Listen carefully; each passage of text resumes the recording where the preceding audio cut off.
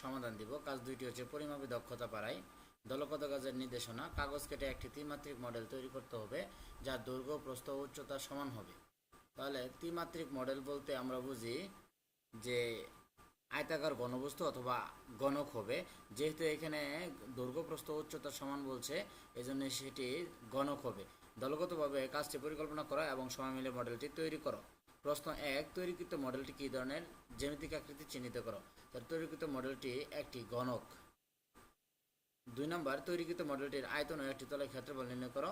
ধরি আমাদের তৈরি করা গণকের এক বর্গ দৈর্ঘ্য A = 8 সেন্টিমিটার। তাহলে আমরা জানি গণকের আয়তনের সূত্র A³ ঘন একক অর্থাৎ 512। আমি এখানে 8 ধরে করেছি, তোমরা চাইলে এখানে যে কোনো মান ধরে নিয়ে করতে পারো এবং সেই অনুযায়ী গণকটি মডেল তৈরি করতে পারো।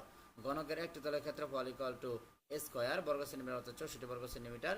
3 নম্বর, তৈরিকৃত মডেলটি সম্পূর্ণ তলের ক্ষেত্রফল নির্ণয় করা সম্ভব কিনা উত্তরের সম্পর্কে যুক্তি দাও।